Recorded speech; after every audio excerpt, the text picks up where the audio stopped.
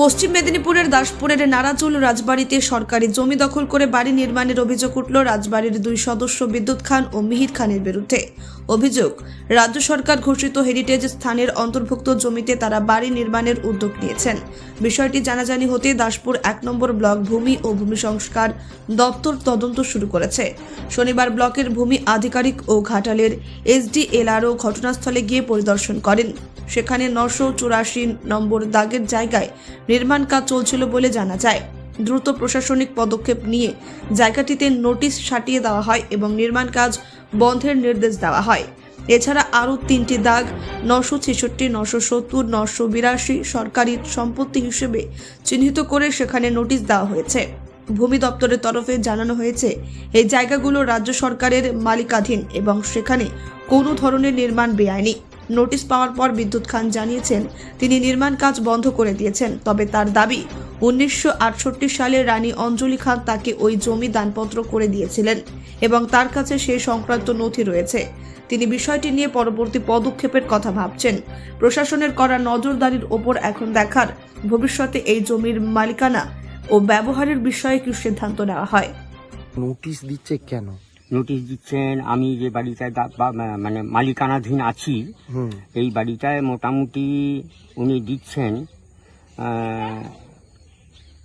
যে আমার দাগটা মোটামুটি ভেস্ট বলে। ভেস্ট সরকারি খাস জমি।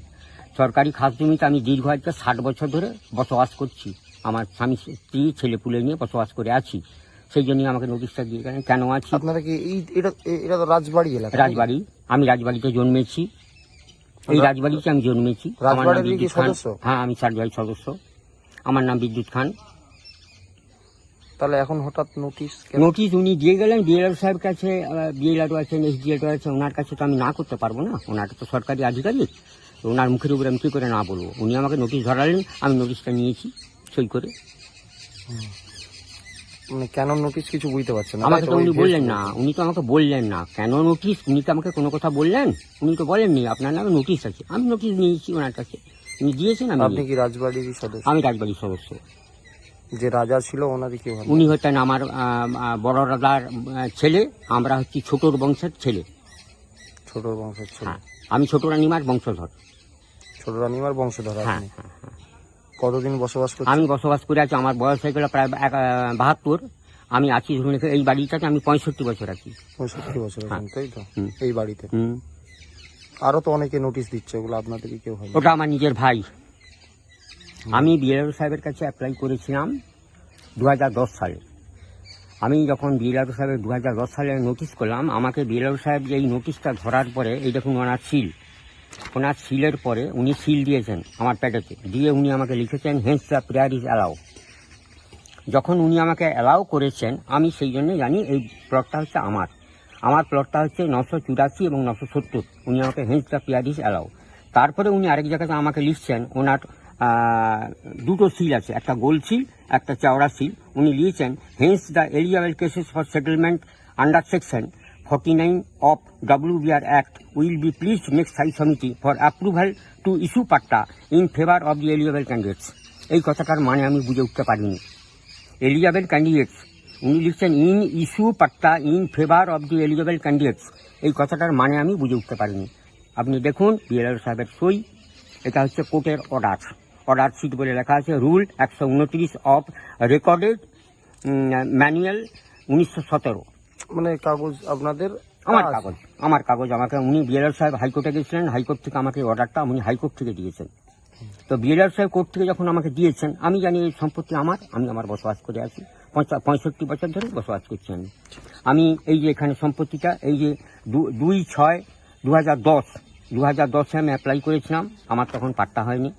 অঞ্জলি খান আমাকে এই সম্পত্তিটা দিয়ে গেছেন 13/4/68। অঞ্জলি খানের সিল 13/4/68। উনি আমাকে লিজ প্রপার্টি করে দিয়ে গেছেন 1 একর 4 ডেসিমেল সম্পত্তি। 983, 984, 970 উনি আমাকে করে দিয়ে গেছেন। আমি ওনাকে অ্যাপ্লাই করবো বলে আমি ওই নিয়েছি আমার আধার কার্ড, আমার স্ত্রীর আধার কার্ড আমি জমা দিয়েছি ওনাকে। আজকে হঠাৎ দেখা গেল নারাজুলের রাজবাড়ির বিভিন্ন জায়গায় নোটিশ দিতে, কেন? সরকারি জমিগুলো সংরক্ষণের একটা উদ্যোগ আমাদের সরকার নিয়েছে। তারই অংশস্বরূপ আমরা দাসপুর 1 বিএলআর অফিস থেকে আজকে 4টে সরকারি দাগ সেগুলোকে আমরা চিহ্নিত করে গেলাম এবং সাইনবোর্ড লাগিয়ে গেলাম যাতে মানুষ সচেতনভাবে বুঝতে পারে যে এগুলো সরকারি জমি, এগুলো সরকারি নিয়ম বা আইনের বাইরে, এগুলো তারা ব্যবহার করতে পারবে না। কিন্তু এই যে একাধিক জায়গায় যেখানে দেখা যাচ্ছে যে একটি জায়গায় যেখানে নোটিশ দিলেন সেখানে আগে থেকেই বসত বাড়ি আছে, তাদের দাবি তারা 60 থেকে 65 বছর বসবাস করছে। হ্যাঁ, এটা ঠিক যে আমরা গিয়ে দেখলাম যে একটা জায়গা যেটা সরকারি জায়গাতে বেআইনি ভাবে বা কোনো আমাদের কাছ থেকে পারমিশন না নিয়ে ঘর বাড়ি হচ্ছে, তাকে সচেতন করা হলো যে সে হয়তো এমনও হতে পারে তিনি জানতেন না, যেটি সরকারি জায়গা তাকে জানানো হলো। এরপর আইনের যেরকম ব্যবস্থা আছে, আইনে যেরকম স্বীকৃতি আছে, উনি কাগজপত্র দেখাবেন। আমরা সময় দিয়েছি ওনাকে 15 দিনের মধ্যে বিএলও সাহেবের সাথে দেখা করে কাগজপত্র বা তার বক্তব্য জানাবেন। কিন্তু উনি মোস্ট লাইকলি জানতেন না যে এটি সরকারি জায়গা। আজকে সাইনবোর্ডের মাধ্যমে জানতে পারলেন যে এটি সরকারি জায়গা।